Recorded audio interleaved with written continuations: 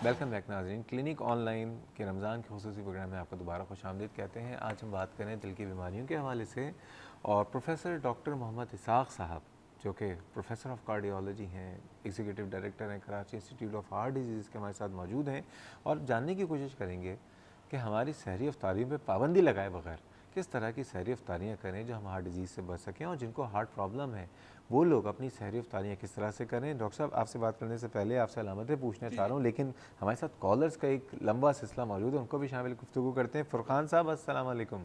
जी वालेकुम सलाम। डॉक्टर साहब कैसे हैं आप? खैरियत से हैं? अल्हम्दुलिल्लाह। पहले तो बहुत शुक्रिया आपके कॉल करने का जनाब। जी हाँ, इट इज़ अ प्रिविलेज आपके पास इतने बड़े डॉक्टर आए हुए हैं और इनकी मौजूदगी का मैं फ़ायदा उठाना चाहूँगा। मेरी जो वाइफ है उनका नॉर्मल ब्लड प्रेशर जो होता है इट इज़ 90/60। अब मेरा क्वेश्चन ये है, मैंने 2-3 डॉक्टर से पूछा है, मुझे इसका आंसर नहीं मिल रहा है कि फर्स्ट के लिए उन्होंने रोज़ा रखा हुआ है, वो जिस तरह शुगर में होता है जी 60 से बिलो जाए तो you break the fast. Okay, इसमें डायस्टोलिक 60 से कहाँ तक नीचे जाए तो मैं उनका रोज़ा खुलवा दूँ? ठीक है। एक कोई लिमिट होगी ना? ठीक है, और कोई सवाल तो नहीं है? बस सर यही एक सवाल है। ठीक है। बहुत बहुत शुक्रिया। ऐसा है कि ख़वातीन में ब्लड प्रेशर आम तौर पे इसी रेंज में होता है। 90/60 पे अगर वो अपना रोज़मर्रा काम कर रही हैं और उनको किसी दुश्वारी का सामना नहीं है और फिज़िकली एक्टिव हैं तो this is her normal blood pressure. अब अगर रोज़ा रखा है तो आम तौर पे जिसका भी ब्लड प्रेशर 120 भी होगा तो उसमें भी थोड़ा सा कमी हो जाएगी, लेकिन बॉडी के अंदर इतनी कैपेसिटी होती है कि वो कंपनसेट कर लेती है। तो 5 मिलीमीटर या 10 मिलीमीटर की कमी से कुछ बॉडी के ऊपर एडवर्स इफेक्ट नहीं पड़ना। तो 90/60 है तो हो सकता है कि रोज़ा रखें और लंबा रोज़ा हो जाए तो यानी आप 7-8 घंटे के बाद उनका जो डायस्टोलिक तो कम नहीं होगा, ज़्यादातर सिस्टोलिक ब्लड प्रेशर कम होता है, तो उसमें 5-10 मिलीमीटर का फ़र्क पड़ सकता है, but it's not going to cause any problems और पेशेंट बिल्कुल ठीक लेकिन रहेगा। ऐसी कोई लिमिट नहीं है? नहीं, लिमिट कोई नहीं है। देखिए, लिमिट हर आदमी की लिमिट अपने लिए है। जैसे डायबिटिक के लिए इनका सवाल ये था कि डायबिटिक अगर है और आपकी अगर टाइप 1 है 60 से कम हो जाए तो यू कैन नहीं, ब्रेक द डॉक्टर फास्ट। साहब, ब्लड प्रेशर की लिमिट जो है ना वो रिलेटिव टू दैट पर्सन है, इंडिविजुअलाइज्ड है। जिस ब्लड प्रेशर के ऊपर आपकी परफ्यूजन इफेक्ट हो, आपको पसीने आने शुरू हो जाएं, आप ठंडे पड़ जाएं, आप कुछ काम काज करने में दुश्वारी महसूस करें, इसका मतलब है वो ब्लड प्रेशर आपका लो हो चुका है। अब उसमें आपकी बॉडी परफॉर्म नहीं कर रही है। लेकिन अगर आप बॉडी आपकी परफॉर्म कर रही है और बिल्कुल नॉर्मल आप एक्टिविटीज़ कर रहे हैं तो उसमें अगर ब्लड चले, मैं प्रेशर सवाल को चेंज कर देता हूँ। जी, इनका मैं मसला समझ गया हूँ कि अगर खुदा न खास्ता किसी आदमी का अचानक ब्लड प्रेशर लो और अलामत ऐसी हो जाए कि वो जो है पसीने आ रहे हैं, निढाल हुआ है, वो तो देखें डॉक्टर साहब, किसी का as a acute phenomena urgently किसी को ब्लीडिंग हो गई है, नहीं तो उसमें क्या रोज़ा नहीं वो फिर रोज़ा तो देखें ना, अल्लाह ताला ने हर चीज़ के लिए एक वो रखी है, छूट रखी है। छूट रखी है ना? रोज़ा बिल्कुल आप बिल्कुल वो सब तोड़ सकते हैं। तोड़ सकते हैं। अगर आपको डायरिया हो गया है, आपको ब्लीडिंग हो गई है, आपका वॉल्यूम कम हो गया है बॉडी में से, ठीक है। तो ब्लड प्रेशर आपका अचानक कम हो जाएगा, वो ठीक तो है। आपके लिए खतरनाक है। फरहान साहब, ब्लड प्रेशर के मामले में लिमिट कोई नहीं है, अलामतों के ऊपर है। अलामतों के ऊपर है। डॉक्टर साहब, ये होता है हार्ट अटैक की हमने जो बात की थी ना, क्लासिकल एंड ये डॉक्टर साहब बहुत इंपॉर्टेंट क्वेश्चन है क्योंकि इसमें असगर साहब का भी जवाब आ जाएगा। जो तो क्लासिकल सिम्टम है वो होता है कि सेंट्रल चेस्ट पेन होता है। इसमें आदमी फील करता है कि आदमी के सीने के ऊपर कुछ चीज़ क्रश कर रही है, कुछ दबाव पड़ रहा है और ये फैलता है पूरे सीने के अंदर। बैक पे जा सकता है, उल्टे हाथ पे जा सकता है, दोनों हाथों में जा सकता है, जबड़ों में जा सकता है। इसके साथ कुछ और चीज़ें होती हैं जैसे पसीने आना, जैसे सांस का फूलना, जैसे नौजिया या कभी कभी वॉमिटिंग भी हो जाती है। तो ये और दर्द इतना शदीद होता है कि वो ऑर्डनरी किसी चीज़ से रिलीव नहीं होता। मसलन अगर आपने कोई घर में फकी ले ली या कोई एंटासिड ले लिया या कोई चूरन या कोई पैरासीटामोल की टैबलेट ले ली तो उससे इसका रिलीव नहीं होता और दर्द बढ़ता रहता है और पेशेंट खुद एक फील करता है कि उसके साथ कुछ ऐसी चीज़ होने वाली है, यानी उसको सेंस ऑफ अप्रीहेंशन होती है उसको बड़ी ज़बरदस्त किस्म की। और वो इस तरह ही देखें जैसे मैंने किया हुआ ना, वो हाथ को सीने के ऊपर रखेगा और ये अपना दर्द, और जैसे ही पेशेंट का ये साइन जो होता है, ये बहुत इंपॉर्टेंट साइन है। हम अपने स्टूडेंट्स को ये पढ़ाते हैं कि जिस पेशेंट को आप इस तरह देखें तो समझ आएँ कि इसको जो है ना पूरे सीने के अंदर सेंट्रल चेस्ट पेन हो रहा है और इसको डिसरिगार्ड ना करें। और बाकी अलामतें मैंने आपको बता दी हैं। अब ये ज़रूरी नहीं कि हर शख्स को क्लासिकल सिम्टम्स हो। ठीक है। स्पेशली अगर आप एल्डरली हैं, आप डायबिटिक हैं, तो बाज़ दफ़ा आपका जो वार्निंग सिस्टम है वो कमज़ोर हो जाता है, तो आपको पसीने नहीं आएंगे, आपको दर्द इतना नहीं होगा जितना कि होना चाहिए। लेकिन दर्द के एहसास के लिए भी वो हिस्स होनी चाहिए ना। बेशक। अगर आपकी हिस्स कमज़ोर हो चुकी है दर्द की, तो आपको दर्द नहीं पता लगेगा। तो डायबिटिक पेशेंट्स को, एल्डरली पेशेंट्स को बाज़ औक़ात दर्द बहुत मामूली होता है, कम होता है, लेकिन वो भी फील कर रहे होते हैं कि कुछ अनयूजुअल सा उनके साथ एक्सपीरियंस हो रहा होता है। वो कह रहे हैं यार ये तकलीफ मुझे पहले कभी नहीं थी, ये कोई बड़ा अनयूजुअल सा दर्द है। तो और कभी कभी ऐसा होता है कि सीने में दर्द नहीं होता और उल्टे हाथ में दर्द होता है सिर्फ, या जबड़ों में दर्द होता है।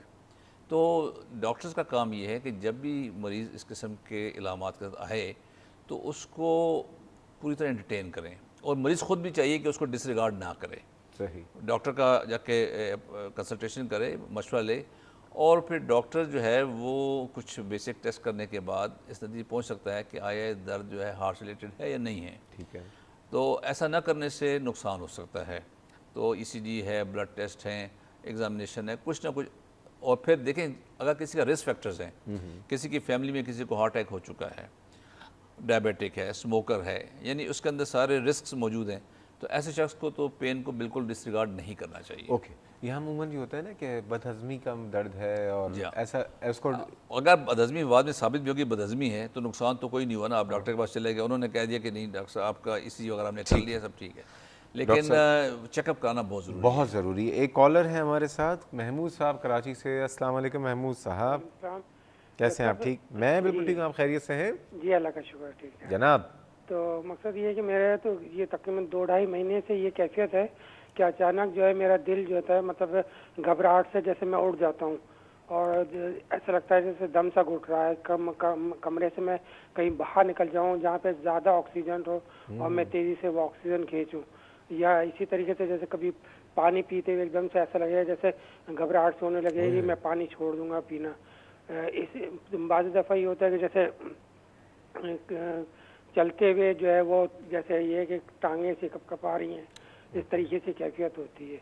तो अभी ये जैसे डॉक्टर साहब ने अभी मैं आपका प्रोग्राम सुन रहा हूँ तो उसमें ये अभी माशाल्लाह से रोज़े पूरे हो रहे हैं, तो इसमें भी मेरे ये जबड़े वाली जो बात जो थी ये भी कुछ मैंने महसूस की कि जैसे अगर एक तरफ से मैं खा रहा हूँ तो दूसरी साइड का जो है वो थोड़ा सा जैसे महसूस हो रहा है कि आपकी उम्र कितनी है? मेरी उम्र है तकरीबन 55-56। 55-56। आपको डायबिटीज़, ब्लड प्रेशर तो कभी ज़्यादा होता है तो मैं जो है वो ज़ेफेनॉल जो है वो 50 mg की मैं इस्तेमाल करता हूँ।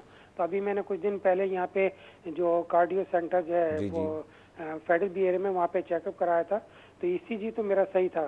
तो अब उन्होंने कहा था कि आप कोलेस्ट्रॉल वगैरह वो चेक नहीं कराए, शुगर कोलेस्ट्रॉल। और जिस सेंटर में आपने चेक कराया था ना उसके एग्जीक्यूटिव डायरेक्टर ही हैं हमारे डॉक्टर। अच्छा, वो जो ब्लड प्रेशर की शिकायत आपको है उसके लिए आप टैबलेट्स रेगुलर लेते हैं या कभी कभी लेते हैं ऑन एंड ऑफ? वैसे तो मैं रेगुलर नहीं लेता, लेकिन ये कि अब मैंने जैसे ये चीज़ महसूस कर रहा हूँ तो मैंने रेगुलर लेना शुरू कर दिया। बाज़ दफ़ा मैं ये कि सुबह में भी लेता हूँ, शाम में, क्योंकि उन्होंने कहा कि सुबह शाम दोनों टाइम लें। तो ये और उसके साथ में डिस्प्रिन या ये वो। तो बुनियादी तौर पे आपका जो सवाल ये है और शिकायत ये कि आपको सांस फूलता है, और स्पेशली रात को आपको घुटन सी होती है और फिर आपको उठ के बैठना पड़ता है। जी। और वैसे भी चलने फिरने में अगर आप ज़्यादा एक्टिविटी करें या एग्जर्शन करें तो आपको सांस में थोड़ी दुश्वारी होती है। ये दुरुस्त यही है ना आपकी शिकायत? ठीक है महमूद साहब, अभी आपके सवाल का जवाब देते हैं। बहुत शुक्रिया आपकी कॉल का। डॉक्टर साहब, महमूद साहब का क्या मामला लग रहा है? देखें, सांस का फूलना 55 ईयर्स ओल्ड और ब्लड प्रेशर की इनको है इस्टेब्लिश्ड केस हैं। तो सांस का फूलने के दो वजह होती हैं, एक लंग्स की कंडीशन और एक हार्ट की कंडीशन। अब लंग्स कंडीशन जो होती है वो तो होती है कि एस्थमा होता है या आपको ब्रोंकाइटिस है या वो आपको एक बचपन से आपकी टेंडेंसी रही आती है। जो लेट एज में सांस का फूलना शुरू होता है वो हार्ट की वजह से होता है। जब हार्ट का पंप जो है वो पूरी तरह फालियत नहीं रखता और पूरी तरह पंप नहीं कर पाता तो उसमें थोड़ी सी कमी आ जाती है उसके काम में। तो जो बैक प्रेशर है उस वजह से लंग्स के अंदर कुछ ना कुछ कंजेशन और बाद में ब्लड जमा होना शुरू हो जाता है। तो जैसे ये कह रहे हैं तो मेरा ख्याल है इनके लिए बेहतर होगा कि अपने मालिज से मशवरा करके कम से कम एक एक्सरे चेस्ट करवा लें, और इसी इन्होंने करवाया है। और एक एकोकार्डियोग्राम बिल्कुल सिंपल टेस्ट है जो हमारे अस्पताल में ये करवा सकते हैं। बड़े कितने का होता है वैसे? हम लोग तो मेरा ख्याल है 300 रुपये ले रहे हैं, 400 बहुत और यानी वैसे वैसे बाज़ार में 4000 रुपये लग रहे हैं, और आप लोग 300 ले रहे हैं, 400 लेते हैं हम। क्या बात है। तो वो भी अगर वो नहीं दे सकते तो हम उनको माफ़ कर देते हैं, या फिर वो कुछ जो afford नहीं वेलफेयर से। जी हाँ, That's good. या तो अर्ज़ ये है कि इनको कुछ बेसिक अपना वर्कअप करना चाहिए। इज़ 55, इज़ हाइपरटेंसिव और is got shortness of breath. अच्छा देखिए, हमारे प्रोग्राम में कॉल की है और जी, आपके हॉस्पिटल ही आते हैं। पाकिस्तान में आपको पता है पर्ची सिस्टम चलता है ना, जी हाँ, तो जी हाँ, हम लगा रहे हैं जी, इनकी वो- पर्ची। ये बताइए कि आपके पास पहुंच सकते हैं ये? हाँ हाँ, बिल्कुल आ सकते हैं। कोई दिन ऐसा बता देंगे कि पर्ची लगा, मैं तो डेली वहाँ होता हूँ, मगर ये किसी वक्त भी आ जाए इनका हो जाएगा एको। मेरे रेफरेंस दे दें, प्रोग्राम का रेफरेंस दे हाँ दें। बिल्कुल, आपका ले आए कार्ड, आपका रेफरेंस हो जाता है। मेरा कार्ड तो मुश्किल है क्योंकि मैं इनसे मिलूंगा तो कार्ड दूंगा। नहीं, वैसे वहाँ चल जाए तो कोई मुश्किल नहीं है। चलें, महमूद साहब एक काम ही कीजिएगा, वहाँ पे जाके उनसे कह दीजिएगा क्लिनिक ऑनलाइन के रेफरेंस है, डॉक्टर शहजाद के रेफरेंस से डॉक्टर इसाक साहब से बात हुई थी, एक दफ़ा आपसे मुलाकात हो जाएगी तो आप उनको मशवरे भी दे दीजिएगा। जी बिल्कुल। फंसाना तो मेरी आदत है ना, मैं आपको भी फंसा रहा हूँ।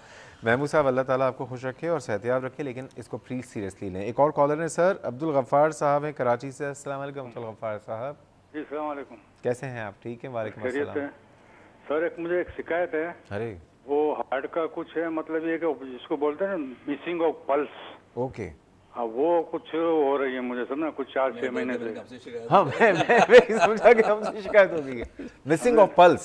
जी हाँ, तो वो कभी कभी ज्यादा होती है, कभी कम होती है, समझे ना। ओए, तो कभी अक्सर देखा है खाना खाने के बाद मतलब देखता हूँ तो कुछ ज्यादा होती है, समझे ना। नहीं आपको कैसे अंदाजा हो जाता है कि पल्स मिस हो रही है? जी हाँ, मुझे खुद तो कुछ कपकपी सी अंदर होती है, फिर मैं वो चेक करता हूँ। कैसे सेट करते हैं फिर? वो कान में आप लोग का होता है ना देखने का, जो अच्छा, स्टेटोग्राफ का होता है, उससे देखता हूँ मैं। नहीं क्या होता है? वो- स्टेथोस्कोप, हाँ, ब्लड स्टेथोस्कोप प्रेशर। से देखता हूँ ना, हाँ, तो वो 4-6 वो होती है, उसके बाद एक मिस हो जाती है। अच्छा ये बताया गफ़ार साहब, आप स्मोकिंग करते हैं? नहीं, स्मोकिंग बिल्कुल टोटली नहीं करता। नहीं करते। और तम्बाकू का इस्तेमाल? हाँ, कभी कभी वो होता पान है में? थोड़ा, हाँ वो करता और हूँ। चाय कितनी पीते हैं आप दिन भर में? चाय रोजाना 2 कप। अच्छा, यानी समझे ना। ज़्यादा नॉर्मल लेते तो हैं। वैसे तकलीफ कुछ नहीं है क्या?